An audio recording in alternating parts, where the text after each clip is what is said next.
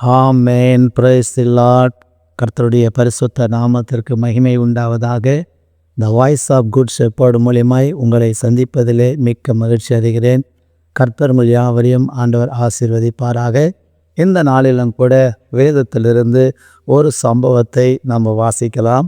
ஆதியாகமம் புஸ்தகம் 6வது அதிகாரத்திலே 5-6 வசனத்தை வாசிக்கின்ற பொழுது, மனுஷனுடைய அக்கிரமம் பூமியிலே பெருகினது என்றும் அவன் இருதயத்தின் நினைவுகளின் தோற்றமெல்லாம் நித்தமும் பொல்லாதது என்றும் கர்த்தர் கண்டு, தாம் பூமியிலே மனுஷனை உண்டாக்கினதற்காக கர்த்தர் மனஸ்தாபப்பட்டார். அது அவர் இருதயத்திற்கு விசனமாயிருந்ததாம். பிரியமானவர்களே, நம்மளை படைத்த நம் ஆண்டவராகிய இயேசு கிறிஸ்து நம்மளை பார்த்து சொல்லுகிறார், மனிதனுடைய நினைவுகள், தோற்றங்கள், செயல்கள் எல்லாம் பொல்லாததாய் இருக்கிறதே என்று கண்டு மனிதனை தேவன் பூமியில் படைத்ததற்காக மனஸ்தாபப்பட்டாராம். பிரியமானவர்களே, இன்னைக்கு மனிதனுடைய நிலைகளை நம்ம பார்க்கும்போது மிருகத்தை விட மோசமான நிலைக்கு மனிதன் தள்ளப்பட்டிருக்கிறத, மிருகத்தோட சுபாவத்தை தரித்து கொண்டு இருக்கிறத நம்மளால் பார்க்க முடிகிறது. ஆக பிரியமானவர்களே, ஆண்டவராக இயேசு கிறிஸ்து சொன்னார், அந்த இருதயத்தினுள் இருக்கிற அந்த நினைவுகள், தோற்றங்கள் எல்லாம் பொல்லாததாக இருக்கிறது என்று சொல்லி கர்த்தர் மனஸ்தாபப்பட்டாராம்.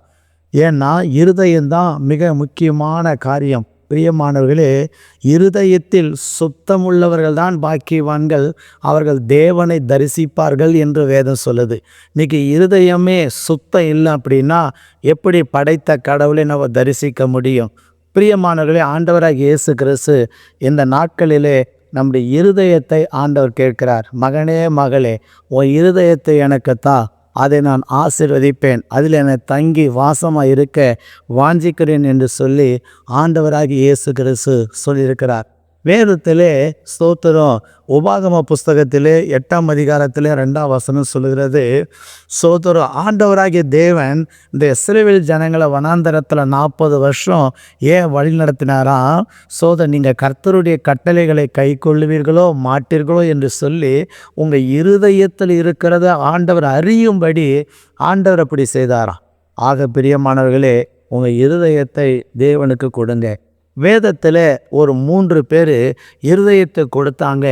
அப்படி இருதயத்தை ஆண்டவருக்கு கொடுத்ததினால் தேவன் என்ன செய்தார் என்று சொல்லி நம்ம பார்க்கும்போது, நீங்கள் அப்போஸ்தலர் 16வது அதிகாரத்தில் 14-15 வசனத்தை நீங்கள் வாசிக்கின்ற பொழுது, பவுல் பிரசங்கம் பண்ணி கொண்டிருக்கிறாரு. பிரசங்கம் பண்ணி கொண்டிருந்த உடனே ரத்தாம்பரம் விற்கிறவளும் மிகவும் ஐஸ்வர்யத்தில் விலை மதிக்க, அதாவது பெரிய பணக்காரியுமாக இருந்த லீதியால் அந்த பவுல் பிரசங்கத்தை கேட்டுக்கிட்டே இருந்தாராம். பவுலுடைய பிரசங்கத்தை கேட்டு தன் இருதயத்தை ஆண்டவருக்கு தன்னை ஒப்பு கொடுத்தாங்களாம். தன் ஆண்டவருக்கு ஒப்பு கொடுத்து உடனே சத்தியத்தை அறிந்து அவர்கள் ஞானசானை எடுத்து கர்த்தருக்குள்ளே பலப்பட்டாங்களா. கர்த்தருக்குள்ளே பலப்பட்டு பிறகு பவுலை எங்கள் வீட்டில் வந்து கொஞ்ச நாள் தங்கிருங்க என்று சொல்லி வீட்டுக்கு வருந்தி அழைக்கதாக வேதத்திலே சொல்லப்பட்டிருக்கிறது. பிரியமானவர்களே, நம் ஆண்டுடைய வார்த்தையை, வசனத்தை நம்முடைய வாழ்க்கையில் கேட்கின்ற பொழுது நம்முடைய இருதயத்தை ஆண்டவர் திறக்கிறார். இருதயம் திறக்காத நாட்களில் நம்முடைய வாழ்வில் அந்த இருதயம் தேவனை அறிகிற அறிவு இல்லாதனால இன்றைக்கி நிறைய பேருடைய இருதயம் இருளாய் கிடக்கிறது. ஆனால் வேதம் சொல்லுகிறது, ரத்தாம்பரம் விற்கிறவள் தான், விலையேறப்பட்ட நல்ல வசதியானவள் தான், ஆனால் அவருடைய இருதயத்தை ஆண்டவர் திறந்த உடனே ஞானஸ்தானம் எடுக்க வேண்டும், சத்தியத்தை அறிய வேண்டும், ஒப்பு கொடுக்க வேண்டும் என்கிற அந்த இருதயம் அவங்களுக்கு காணப்பட்டது. அதனால் பிரியமானவர்களே, உங்கள் இருதயத்தை ஆண்டவருக்கு கொடுத்தீங்கன்னா அதில் அவர் வந்து வாசம் பண்ணுவார். எது நல்லது, எது கெட்டது, எது மாய்மாலமானது, எது உண்மையானது என்று ஆண்டவர் உங்களுக்கு தெளிவுபடுத்துவார். 2வது, நீங்கள் 1 சாமுவேலின் புஸ்தகம் 1ஆம் அதிகாரத்தில் 15வது வசனத்தில் சொல்லப்பட்டிருக்கிறது, அன்னால் தேவனுடைய ஆலயத்தில் போய் தன் இருதயத்தை ஊற்றி ஜெபித்தார்களாம். அப்போ இருதயத்தை ஊற்றி அவர்கள் அன்னாள் ஜெபித்த போது தேவன் ஜெபத்தை கேட்டார். ஒரு பொருத்தனை பண்ணி ஜெபிக்கிறாங்க. கர்த்தர் ஜெபத்தை கேட்டு ஒரு சாமுவேலை கொடுத்து ஆண்டவராகிய தேவன் ஆசீர்வதித்தார். அப்படியானால் இருதயம் எவ்வளோ முக்கியமானது என்று சொல்லி பாருங்கள். இருதயத்தை சோத்திரம் ஆண்டவருக்கு கொடுத்ததுனால கர்த்தர் இருதய கண்களை கர்த்தர் திறந்தார். லேவியாருடைய கண்களை கர்த்தர் திறந்தார். இந்த இருதயத்தை ஊற்றி அன்னாள் ஜெபித்ததுனால ஒரு சாமுவேல் பெற்றெடுக்கும்படி கர்த்தர் கிருபை செய்தார். அடுத்ததாக எஸ்ராவின் புஸ்தகம் 7ஆம் அதிகாரத்தில் 10வது வசனம் சொல்லப்பட்டிருக்கிறது. எஸ்ரா இருதயத்தை, அதாவது வேத வசனங்களை கற்று தேறி இருதயத்தை என்ன செய்தாரா? பக்குவப்படுத்தி கொண்டாரா. பிரியமானவர்களே, இந்த வேத வசனங்களை நீங்கள் வாசிக்கின்ற பொழுது உங்கள் இருதயம் என்னாகிறது? பக்குவப்படுகிறது. உதாரணத்துக்கு சமைக்காத அரிசியை எடுத்து நீங்கள் சாப்பிட முடியாது. அந்த அரிசியை நல்லா ஊற வச்சு அதை நல்லா வேக வச்சு அது பக்குவப்பட்ட பிறகு நீங்கள் அதை என்ன பண்ண முடியும்? சாப்பிட முடியும். உங்களுக்கு ஜீரணமாகும். அதே போலத்தான் நம்முடைய வாழ்க்கையில் இருதயத்தை வேறு எந்த சக்தியால் பக்குவப்படுத்த முடியாது. வேத வாக்கியங்களை நீங்கள் வாசிக்கின்ற பொழுது உங்கள் இருதயம் என்னாகிறது? பக்குவப்படுகிறது.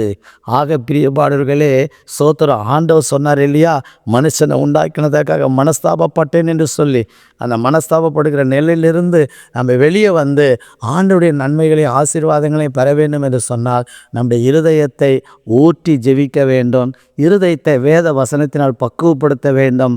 அப்பொழுது ஆண்டவர் உங்களை ஆசீர்வதித்து உங்கள் இருதயத்துக்குள்ள இயேசு வாசமாக இருந்து உங்களை ஆசீர்வதிப்பாராக. உங்களுக்காக நான் ஜெபிக்கிறேன். நல்ல பிதாவே, இயேசு ராஜா, நாங்கள் நன்றியோடு கூட ஸ்தோத்திரிக்கிறேன். மனிதனுடைய இருதயமானது பொல்லாததாக அக்கிரம நிறைந்ததாக சொல்லப்பட்டிருக்கிறது ராஜா.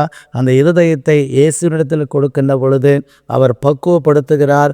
அந்த இருதயத்தை அவர் ஆசீர்வதித்து கூட இருந்து வாசம் பண்ணி நன்மையான காரியங்களை செய்கிறார் என்ற வேதம் சொல்லுகிற ராஜா. அப்படியாக இருதயத்தை தேவனுக்கு கொடுத்து ஆண்டவருடைய ஆசீர்வாதங்களை பெற்றுக்கொள்ள உதவி செய்யுங்க. ஆசீர்வதிங்க, பெரிய காரியம் செய்யுங்க. இயேசுவின் நாமத்தில் கேட்கிறோம் பிதாவே. ஆமேன், ஆமேன், ஆமேன். God bless you. கர்த்தர் மூலம் யாவரையும் ஆசீர்வதிப்பாராக. ஆமேன்.